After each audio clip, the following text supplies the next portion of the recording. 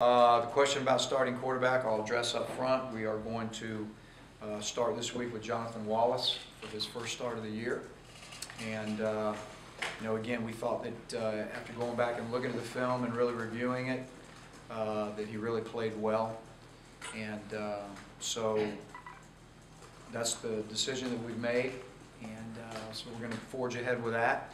We've got a great challenge right now from a team right now that again, played Louisiana Tech last week very closely. It was 7-0 at halftime, so the record really isn't indicative of some of the games that they've played and played well. I think they're an improving team. They're in the same position we are, both needing a win. So, but it's good to get back to practice today and get our guys focused and prepare for another game. Talk about Jonathan when you told him who's going to be the starter. He doesn't seem to get too excited. Well, about things. It's really, Jonathan's one of these guys that's very mature, kind of beyond his years. He prepares that way. He was up here all day yesterday on his own, just watching film. And not that that's the first day he's done that. He's just a little bit different. He's not into, all of the fluff and all of the the stuff around what all that means. He just loves football. He loves to work at the game. So he's excited about it. And, I think he's really going to embrace the opportunity. It's going to be a little bit different. It's different for a quarterback that's starting the game and being in that role than it is for, for a guy to come in, in what it was somewhat of a limited role there for a while and, be that role player. So the other thing that will be different being a starting quarterback is you have to deal with all the things, all the, the blitzes and the pressures. And of course, when they know you have a young guy, that's what you're going to get. And, it's a matter of how he can handle all of that. But again, his play was very positive Saturday night. He made some things happen. He made some tough throws. There's a couple throws in there that we'd like to have back. But in the run game, and in the passing game, I thought he was very productive for a young guy and the chances that he got. Does this team need a little bit of what Jonathan uses right now as far as just being positive and, like you said, just loving the game of football? Well, it was really neat on the sideline to watch, as he, made a couple of drives happen, go down the field.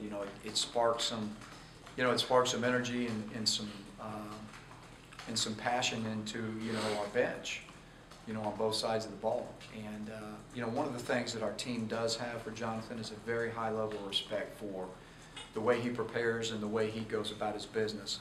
And that's not just, in the classroom and what they know he puts in extra, but the way he works on the field.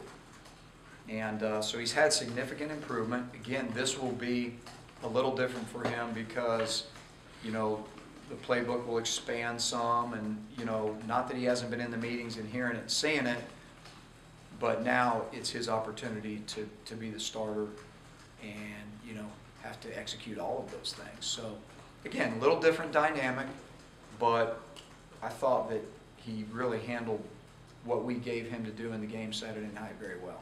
Gene, almost really from day one of camp, other players were talking about him and how impressed they were. Was that even a surprise to you guys, considering he was a late signee like he was? Well, Philip, we had so much knowledge of him because he had been to our camps. And I think a lot of times you can go back and you can look at, guys that play very competitive football in high school leagues that are very, very good, which he did, at Central. And, he was a big reason that they were as successful, as they were. And, it's really, when you come from a competitive league like Alabama high school football and you're able to take your team and guide your team and lead your team to a lot of success, there's something to that. And then when we recruited him, it was kind of an 11th hour deal, as we all know, but we knew he was right down the road and we needed his type of leadership and his type of work ethic to come in here, not knowing exactly how it would fit or where it would go, but there was a lot, when you talk about the mark of the man, there was a lot to him. And that has been very evident to everybody around here since he got here. Gee, I know Clint was a little hurt on Saturday night. What's his status as far as health wise?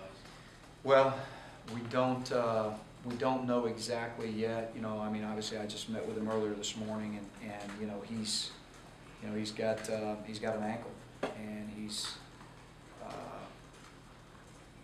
I'm not a doctor, but it's going to be a struggle right now as the week wears on to see where he ends up in terms of being able to dress out and play. But I don't know that. I hate to say that on a Tuesday. I'm reluctant to always do that, but we'll know more on Thursday. But right now, I mean, he can't practice tonight, so we'll have to just see. What about Kyle? Hopefully, his shoulder is continuing to improve. You know, I feel like it's gotten, I feel like it's gotten better. I'm not going to say he's at 100%, but we hope that, you know, he's working, you know, in that direction. But he would be able to play if need be on Saturday? Yes, I mean, that's the way it looks right now, and you know, again, I don't see any change from the way his arm felt Saturday night till now. Who would be the backup in case something happened with Jonathan for Saturday? Well, Kyle would. Yes.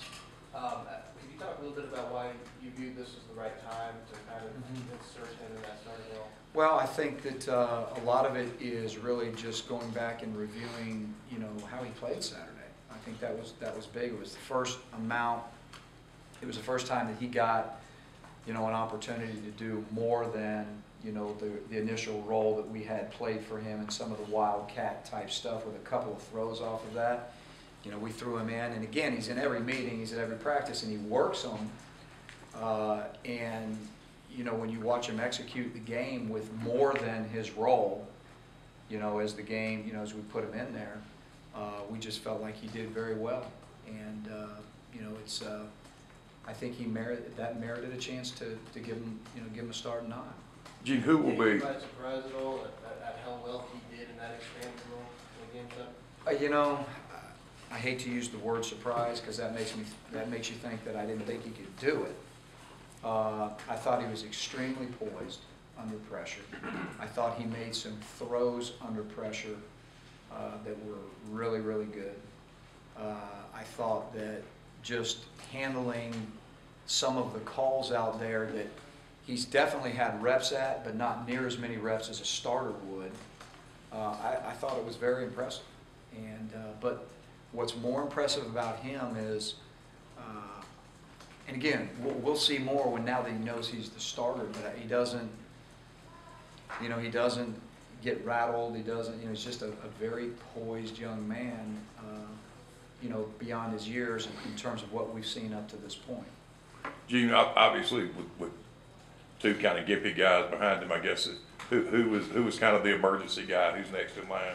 Well, we're looking at that right now. You know, we used Ricardo Lewis, you know, as some of the wildcat guy this past week, and we'll continue to work him some there. You know, he was a high school quarterback son, and that's why we felt good with him handling the football. But we're actually, you know, that's kind of where we're at right now and figuring that out. Plus, you know, we just got to see where Clint, you know, see how fast Clint, you know, gets that ankle healed up.